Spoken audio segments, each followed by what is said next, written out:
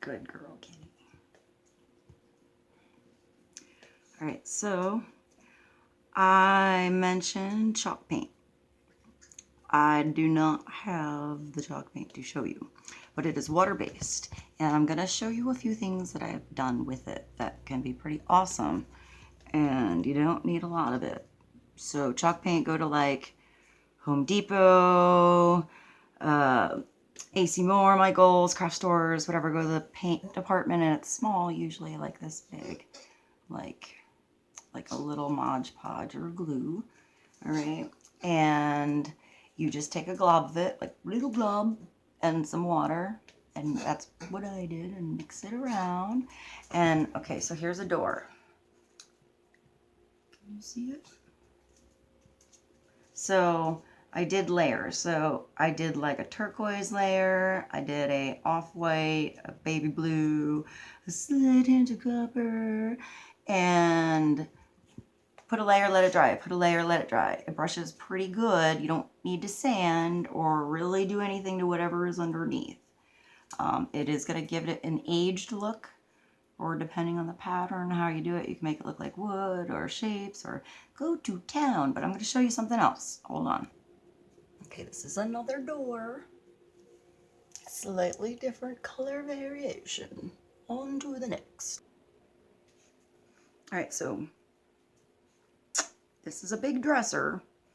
It was looking pretty raunchy. As you can see, it still needs some nice handles, but I kind of like the look of the old ones. I wish I could find matching ones, but you can also find handles at places that make any piece of furniture look pretty amazing if you just change that. All right, so what I did is like the baby blue thing first, actually a baby blue, gray, maybe a hint of black mixed in. You can mix these colors, by the way. So if you have, say, a turquoise and an off-white, and then like a little glob of dark blue, it's gonna make a really cool color. Have fun with the paint and the color mixing. Okay, so what I did with this one is I used on the top a copper water-based metallic paint. Kind of the same sort of deal, but totally metallic. So since it was water-based, I just added a little bit of water and mixed it up and kind of spread to do kind of like a faux wood grain. So it looked like maybe it was the grains of wood coming off and like layers of paint from years before were popping out through, and it kind of accentuated the fact that it was old. I like that. All right, I'm going to show you something else with the copper. Hold on. All right, so this one is a closet door. All right, so if you can see, I did the same sort of thing. First, a couple layers with, I don't know, different shades of blues mostly, and whites, and then a little bit of like gray mixed with black, you know, like white and a little chalk paint black to make a grayish color underneath. And then I did the whole thing with the copper last. So it has that matte and then that shine. I don't know, it looks a little tie-dye, but again, that's just what happened. Might be completely different with you. Okay, I'm going to show you something else in furniture. Hold on.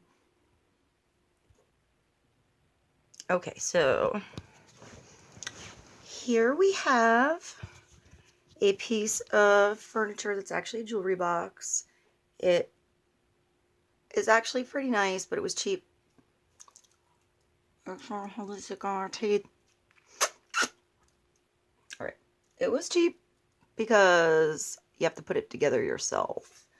And I did the same thing. So look, baby blue, and then I did this. This was looking pretty bad, so I just sort of made it all to match a little bit. And I don't know, I was going to keep going with it, but I kind of like it, so I think I'm going to leave it. Okay, I'm going to show you my cabinet doors in my kitchen here. So, finale. Okay, first, if you can see up there, that's the only thing I haven't finished. That's what the upper cabinets look like. I mean, they weren't bad. They weren't bad. This is a little peek of what it looks like now. But I will say that my lower cabinets were painted brown, ugly puke milky brown that didn't match this brown, like light milky brown, and to look like wood. Didn't work. Okay, so hold on. Okay, so this is what they look like now. So this was the part that was brown. I'm gonna go like, you look up. Can you see up there? Okay, there is one section over there that I haven't done underneath, but I did do the other parts pretty good. That was also painted to look like cream white, as if it had been messed up, and then wanted to look like it was new again. So it started with that sucker. I wanted it to look a little bit more like metal, so I did the copper, and then I kept on going. Okay, so first, well, I guess I did, the copper was how I continued to do this, but I did do the bottom parts first, since it's an ongoing process usually, with a ballsy chalk black. Ballsy, but it was a better option, I thought, than the brown. Oh, it was like cheapest paint ever, brown. Okay. Also with paint, I recommend if you're going to do legitimate paint on the wall, just pay a little extra and get the good paint the first time, and you'll save yourself lots of layers and lots of work. And it goes on like butter, and it's totally worth it. Okay. But the chalk paint, you buy a little thing like this, and you could do like 4 apartments. Seriously. Amazing chalk paint. Okay, so first I did the black, and then when I get up there, in order for it to look like it was easing into the dark brown, I sort of took the brush and like and did an up thing, so it was with the grain of the wood. And I had that for a little while until I did the whole copper experiment, and I had a lot of this paint left over. And I don't think the first time I used it, I mixed it with water. But since I was doing it with the chalk paint, I did it with this one too. And it worked pretty good. I used that much paint for all of this. So, all right, let me show you maybe behind.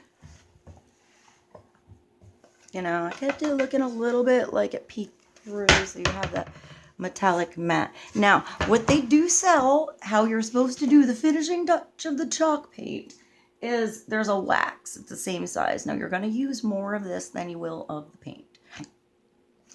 And I don't know exactly how to do it the best way. Maybe YouTube that for somebody else. But I've been sort of wetting a cloth so it's damp and then putting it in and spreading off. But then, I don't know, sometimes I kind of like the matte too. But I do know it seals it a little bit better. And with the wax, you can get like an antique finish or a clear finish and maybe something else I don't know about. But I do have to finish that. And apparently that underneath part up there.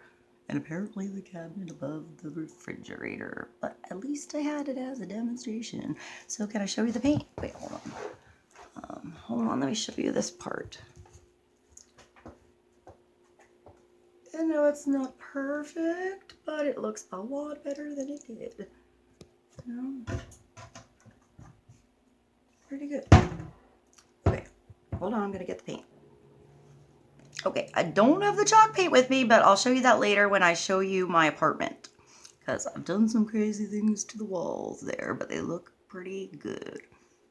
So, this is the paint that I use for the metallic. Modern Masters Metallic Paint Collection.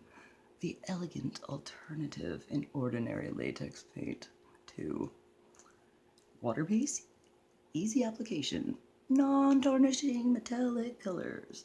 It is pretty cool, and you don't use a lot. It's expensive. I remember it being expensive, and I bought a lot more than I needed, apparently, which has done me good for my cabinets.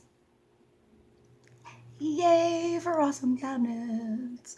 Okay, so is there anything else? I've done it on a bunch of mirrors. You can do the same sort of thing with like an old mirror. So take like different layers, and you don't have to use like the plain colors. You can use like crazy colors like red and turquoise and have those be the colors that pop through. But you know, for like faux woodish. I went a little bit boring. Okay, I gotta get ready to go. So, I guess it's New Year's Eve. So if everyone's doing a project tomorrow, New Year's Day, here you go. And otherwise, I love everybody. And I hope everyone has all of their wishes come true, whether they know what they are or not. And I wish love in the lives of every single person out there.